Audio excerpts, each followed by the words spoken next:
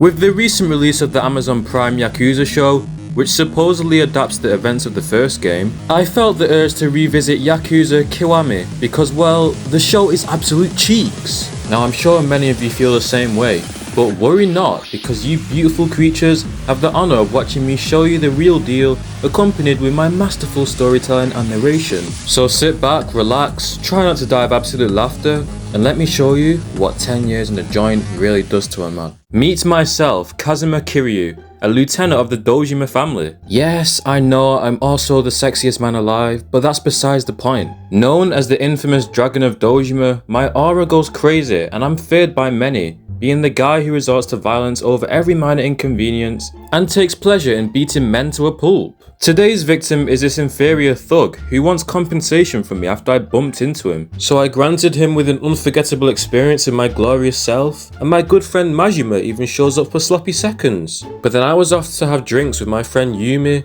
and my swan brother Nishiki. I love my bro so much. We're like two peas in a pod, and the bond we have is truly something special. Nothing could ever break us apart. It was now time to go see Daddy Kazuma and discuss taking charge of my own Tojo clan family, because I'm the superior child. However, we're interrupted by the news that Yumi and Nishiki are in trouble, so I hurried straight to them, only to arrive to this horrific scene. Nishiki had killed Patriarch Dojima, the leader of the most powerful Tojo clan family. Apparently he touched up Yumi inappropriately, so I guess it was a reasonable crash out, but the police wouldn't care about all of that. So I told Nishiki to leave with Yumi, and then I took the fall for a crime I didn't commit. And after being locked up, I received immediate expulsion from the Tojo clan, and I'd lost everything, all for the love of my brother. 10 years later, I'm finally free, but a lot has changed. Some things stay the same, such as my dashing looks. My oh my, I'm still looking as breedable as ever, and I've truly aged like red fine wine. However, my beloved brother Nishiki has apparently changed for the worst. Yumi is missing, 10 billion yen has been stolen from the Tojo clan, and their chairman Sarah has been murdered, putting them on the brink of a civil war. So yeah, a lot has changed. But you know the worst change of all? 10 years in the joint made you a fucking pussy!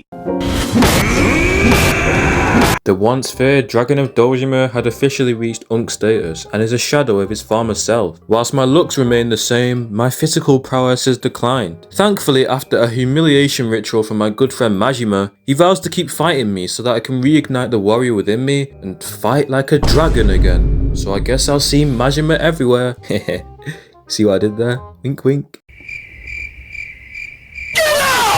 Anyway, it's time to attend Chairman Sarah's funeral now and meet up with my father for a good old catch-up. I pulled up to a Tojo clan funeral and signed in as Kazuma Kiryu, also known as a patriarch murdering Tojo clan traitor. Just kidding, obviously not that Kiryu, because I'm a different one. Even the receptionist says the real one would be dead if he was here, so he'd be so stupid to show up. Anyway, we finally reunited with Papa Kazuma, and he fully confirms that Nishiki really let the demons consume him after losing his sister and Yumi, with rising up the Tojo clan ranks becoming his life's purpose. And with that out of the way, let's go pay our condolences to Chairman Sarah, because at the end of the day, this is a funeral. You think I came here to pay my respects? I'm turning this place into a party! Yeah, it may sound inconsiderate of me to disgrace the funeral, but my father just got shot and they all think it was me, so I'm trying to make the best of the situation here, guys. Might as well put on a show. Eventually, I had no other choice but to escape, and on my way out, I catch Nishiki just chilling, looking all nonchalant, really fitting into that villain role. Then I'm seemingly cornered, however I'm rescued by Date-san, a police officer in organised crime. We return to town and he tells me about how he's investigating the murder of Chairman Sarah, and he needs my help. Here was me thinking he saved me because it was a love at first sight kind of thing, but oh well. He tasks me with looking into Yumi's disappearance, as he believes they're both connected, so I had to visit an old friend to get some sort of lead. Before that though, I needed some serious downtime. After all, the dragon has been deprived of freedom for 10 years, so at the grown age of 37, what better way is there to pass time than to play in the arcade with little kids? I came across this kid who challenges me to a game of Misu King, thinking he can exploit me just because I'm a noob fresh out of the pen. But I accepted his challenge. And wow, I'm sure we can all really see the appeal of this game with the little ones. Such a wholesome game, all about the good insects fighting bad insects to maintain peace in the forest. Something about this game really resonated with me, and so I ended up smashing this kid. Haha, get a load of this stupid kid. He just lost to a 37-year-old who was only playing with one hand as well. But let's not talk about what my other hand was doing. Anyway, after playing such an exciting game, I was feeling really stimulated. Desperate for some female attention, I took myself to the cabaret club to overcome my new fear of women and met this absolute smoking hot baddie, Goromi. Yeah, I would. I really love her personality. She's got a strong will and a wild personality that reminds me of Majima. The resemblance to him is also kind of uncanny, but she can even take some light-hearted banter and play fighting, which is an added bonus. I really think she's the one, guys. Let me know if you agree down in the comments. Speaking of Majima, I came across him many times in town and I was impressed at the lengths that he'd go to just to fight me, becoming a policeman, bartender, pole dancer, Tojo clan member, and so much more. He reminds me of a great well-respected man I once knew, who was always dedicated to work, taking on many different roles throughout his career. Other hobbies I did throughout town included indulging in some karaoke, beating up people in the streets, awakening in a game of bowling and crushing my opponent. Oh, and also beating up people in the streets so badly they resorted to dancing as a coping mechanism. And I can't forget about me being wrongfully accused of grabbing a woman's ass. So stupid. Staring in a trance-like state and actually touching it are two different things, man. I don't want to go back to prison. After that wild accusation, I'd had enough of downtime, so I headed to my favourite bar from back in the day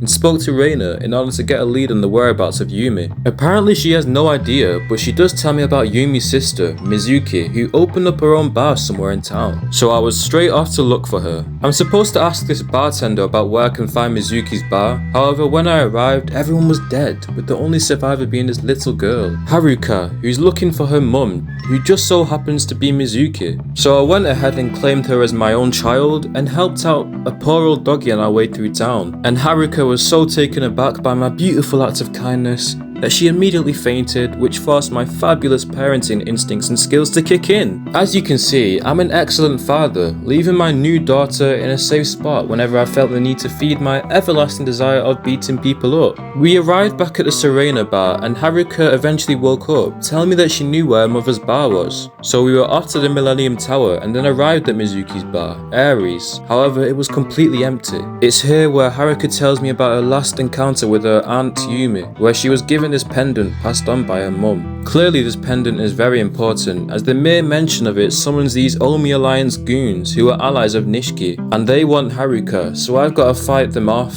to protect her. With no other leads to go off, we headed back to base and I got the news that my father survived his attempted murder and my friend Shinji had him in hiding, keeping him safe, which is great to hear, but I'm focused on finding Yumi and her sister right now, but we have no leads. So Date-san sends me to meet the legendary informant of Kamurocho, the florist, who basically knows everything. I wouldn't be surprised if bro knows Victoria's secret because this guy has eyes and ears everywhere. Seriously, he's a very questionable guy with cameras all over the city, perving and invading on the privacy of every living thing within the city. Can't even get freaky in Kamurocho without the florist watching over me, man. His base of operations is weirdly in this sketchy park filled with homeless, but heading underground opens a whole new world. The Purgatory, where all sorts of things go down. Gambling, fighting, you name it. I finally met the sexy man himself and he's got the information I need, but I can't pay him since I'm broke. So I resorted to entering his fighting arena and winning the cash prize. And it was a piece of cake, apart from the part where I had to fight a big massive black guy, as I feared for my life, terrified by the sight of such a beast. Thankfully I held my own and won the fight, but if he'd whipped out that third leg of his, it would have been game over. Well, I got my money and gave it to the florist, who provided me with some much needed exposition, revealing that Nishiki is gunning to recover the Tojo clan's lost 10 billion so he can earn the 4th chairman title, and Yumi is the one who stole it all. Then he showed me that Haruka had been abducted whilst I was away, and guess who was responsible? Haha, silly Majima, what a goofball he is. Almost getting Date-san killed and abducting little children. Such a harmless little prank. Of course, he did all of this as an excuse to fight me, so I roughed him up and then took Haruka back. I think what happened to Date-san really got to him. as he drank his life away and had the day off, causing him to miss calls from his daughter. Since he doesn't seem to fit the father role, I thought I'd steal his place and be his daughter's daddy for the day. I actually found her in the park as she and her friend offered their body to me in exchange for some money. Of course, me being the great parental figure that I am, I've discouraged her from doing such embarrassing acts, as she could definitely make way more on OnlyFans. I'd even be a manager if it meant making that sweet yen. But it wasn't to be, as Date-san was the foil to my plans, as he finally decided to step up as a father and discipline his daughter accordingly. We both headed back to the bar after that weirdness, where we find out Mizuki is supposedly dead, with her body featuring a tattoo being pulled from the Tokyo Bay. Poor Haruka is going to be motherless, it can't end like this. I went off to a tattoo artist I knew well, as he's done my back before, because his signature was on Mizuki's body. He tells me how he doesn't remember doing a tattoo and it's an imitation, but then all of a sudden I get a call from my brother Nishiki, and he wants to meet at Serena Bar tomorrow. It had been a long awaited reunion. When I arrived back at base to let everyone know about tomorrow's meeting, I immediately sensed a strong presence of annoyance in the room. We all agreed Haruka needs to be moved, as she was the target of the Tojo clan because of her pendant that holds some sort of key to their lost 10 billion. But she starts being all defiant and transforms from her once cute self into some spoiled, entitled brat. And it was becoming really hard to hold my temper. I just had to let loose. Yeah, I guess she didn't like that because now she's ran away, which there's just no need for, it was only a little slap. Anyways, she's got herself into some trouble as these mystery goons are holding her captive in exchange for her pendant. Despite her previous antics, I don't want to see her get gunned down, so I threw the pendant over, and then Date-san has a top 10 coldest moment as he saves Haruka from death. How dare these guys attempt murder when a cherished possession of the Dragon of Dojima? I wasn't going to let this slide, so it's time to fight this mysterious organization. And of course, I came out on top and got the pendant back. But before I could find out who these people were, this guy became a victim of friendly fire as his own ally kills him to keep the secret. But I also had secrets of my own, which I just had to get off my chest, finally informing Haruka about her mother's death. And to fill this new void in her life, I had to step up as a father. So we spent some quality bonding time with each other, indulging in some dice games, which helped me get to know Haruka even more, finding out that she's secretly a hardcore gambling addict who's able to always sense the correct choices and carry me to victory. Uncle Cass, please let's pawn off the orphanage, I can just feel a win coming. Let's even sell the other children with it so we have more to gamble. Haruka, my good friend John Yakuza, once told me that 90% of gambling addicts quit right before they're about to hit big, so of course we'll sell everything, even the kids. Keep chasing your dreams and never back down, never give up. After an eventful day, it was time to leave Haruka with Date-san at the park and go have a proper face-to-face with my brother for the first time in 10 years. I thought our relationship could be salvageable, however Nishiki really isn't the same. There's not even a "oh I missed you bro," he gets straight down to business asking me to hand over the brat and the pendant, as he really wants that 10 billion. I then asked him why he killed Mizuki, but he claims that it was unintentional as it was actually his stupid goons who went against his orders. And then the icing on top of the cake is him admitting to betraying me and shooting our father, and that's when I realised my brother was truly too far gone, with his desire to rise to the top fully consuming him and taking over, me refusing to hand over Mizuki's daughter when that we'd gone from sworn brothers to sworn enemies. 10 years in the joint really changed everything, man. Thank you to everyone who watched this video, and if you did enjoy it, please consider liking, commenting and subscribing, making sure you have the bell notifications on for all my new uploads. And I hope to see you in the next video. To all my new subscribers, expect more Yakuza content, and I look forward to entertaining you with my videos. See you in the next one.